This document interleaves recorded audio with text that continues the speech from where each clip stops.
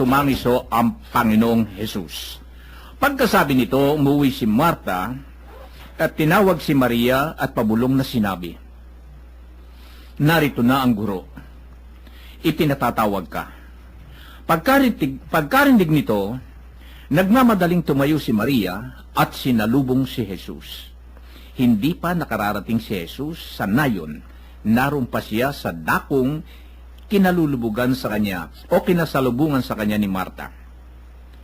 Sinundan si Maria ng mga Hudyong umaaliw sa kanya nang siya'y nagmamadaling tumindig at lumabas.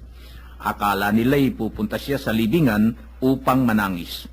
Pagdating ni Maria sa kinaroroonan ni Jesus, nagpatira pa siya sa paanan nito.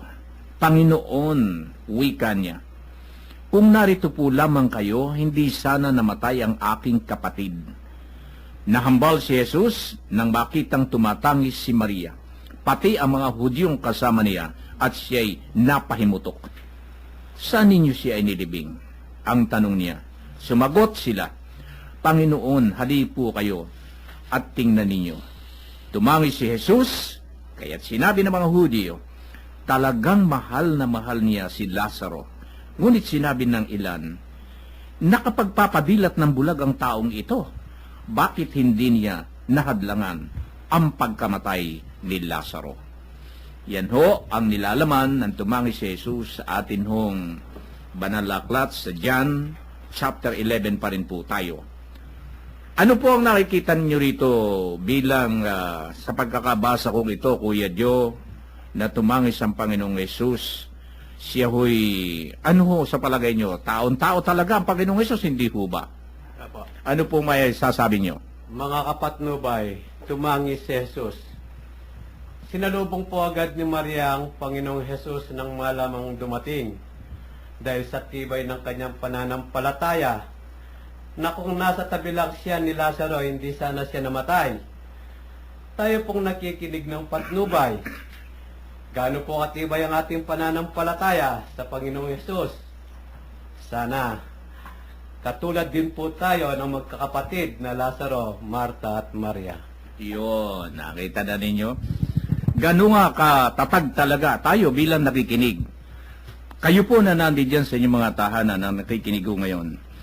Ang mensahe ho rito na pinabot ni Kuya John, nakita niya, gaano ho ba talaga katatag ang ating pananampalataya sa Panginoong Hesus? Yan ho ang kanyang katanungan Kanya hong ibinitin doon. Katanungan, gaano katatag ho ang ating pananampalataya sa Panginoong Hesus? Kuya Ben, ano naman ho ang sa inyo? Ito po ay ibig kong iparating sa ating mga tagapakinig, Kuya Bert, Kuya Men at Kuya Joe, sapagkat kung magkaminsan ay napakahirap talaga ng pagbibigay ng mga reflection sa ating pong mga pagbasa. Kaya una po ay dapat makita natin ang kalalagayan. Pangalawa ay kinakailangan yung kaganapan.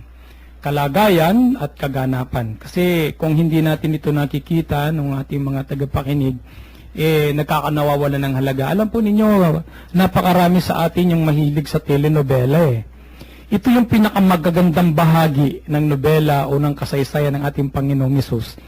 Na kung kayo po ay mga tagapakinig at na sumusubaybay sa mga nobela sa ating pong telebisyon, naroon yung minsan may iyak pa yung iba kapag nasa mga magagandang bahagi na ng drama na ayon naghihiwalay, naroon yung may namatay, naroon na napakahirap dun sa isang bida yung kalagayan na kanilang ginagampanan. Tayo nadadala rin Pero ano kaya kung ang ating mga tagapakinig ay nagbabasa ng Biblia at sadyang binibigyan ng diin nila ang kaganapan sa banal na kasulatan ng mga nangyayari, lalong-lalo na dito sa mahalagang kaganapan na ito. Ngayon bibigyan po natin diin dito, mga minamahal ko mga tagapakinig, ang dalawang ulit na pangyayari dito sa chapter na ito, sa verse 21 at saka sa verse 32, halos po mayroong magkaparehong salita o wika, yung magkapatid na Maria at Marta. Ito yung bibigyan natin ng diin na kung magkaminsan nagaganap din ito sa mga pinupuntahan kong mga patay, sa mga namamatay. Ito pong salitang ito ay napakahalaga eh. Sabi dito, una sa verse 21, balikan po natin yung nakaraan, Panginoon, kung kayo po'y narito, hindi sana namatay ang aking kapatid.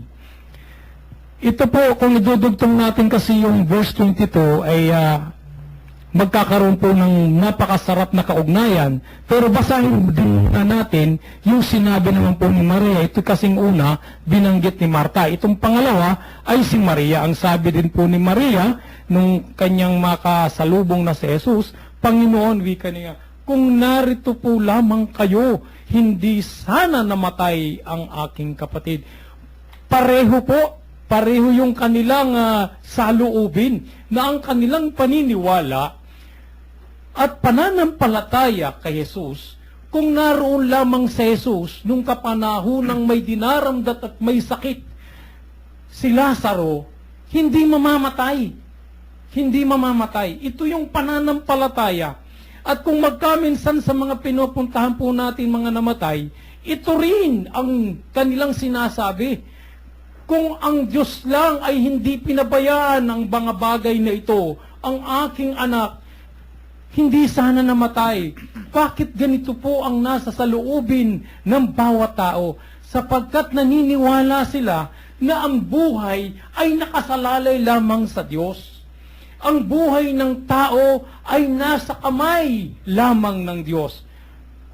At kung ito'y nasa kamay lamang ng Diyos, between life and death, siya lamang ang nakakaalam. Kaya kung magkaminsan itinatanong po natin, Panginoon, nasaan kayo sa panahon ng pangangailangan ng aking kapatid, ng aking mahal sa buhay, ay nangangailangan ninyo, para sa inyo? Mga minamahal kong mga tagapakinig, napakahalaga na katulad ng sinabi po ng aming kapatid na si si Kuya Joe, na kung may pananampalataya, nakakamit ang buhay. Kaya po, tayo pong lahat, kung dumarating ang panahon ng atin pong katulad nito, ilagay natin ang ating sarili na ang Diyos lamang ang mayroong magagawa para sa buhay natin. Pangalawa pong punto na nais kong tingnan ay yung tumangis si Jesus. Kaya't sinabi ng mga Hudyo, talagang mahal na mahal niya si Lazaro. Ngunit sinabi ng ilan na kapag papadilat ng bulag ang taong ito, bakit hindi niya nahadlangan ang pagkamatay ni Lazaro?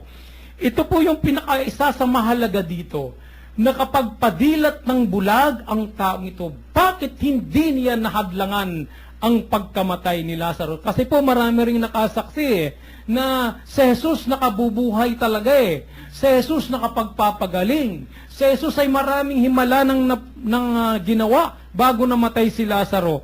Pero may sagot po dito sa chapter 11 na rin na ito. Sa verse 4 sabi niya, hindi magwawakas sa kamatayan ng sakit na itong nangyari ito upang maparangalan ng Diyos at sa pamamagitan nito ay maparangalan ang anak ng Diyos. Ano pong ibig sabihin? Sa lahat ng nagaganap na mayroong kalooban ang Diyos, nakatitiyak po tayo na ang lahat ng bagay na ito ay may kadahilanan ang Diyos kung bakit nangyari.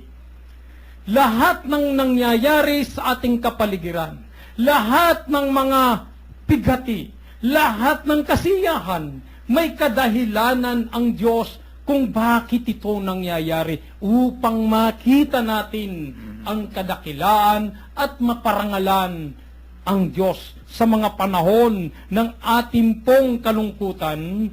Huwag kayong mag-alala, mayroong isang Diyos na dumadamay sa iyo. Mayroong isang Diyos na hindi kaiwanan. Mayroong isang Diyos na tumatangis sa panahon ng iyong pagtangis. Sa panahon ng iyong kalungkutan, mayroong ding Diyos na nalulungkot para sa iyo. Kaya kapatid, tatagan mo ang iyong sarili sa panahon ng mga pagsubok, sa panahon ng iyong pamimigati, sa panahon ng mga iyong pangangailangan, sapagkat ang Diyos ay hindi ka pababayaan. kung ikaw lamang mananampalataya at nananalig sa Kanya na mayroong Diyos na nagmamahal sa iyo. Amen. Yan po ang napakinggan po ninyo. Paliwanag po naman ng ating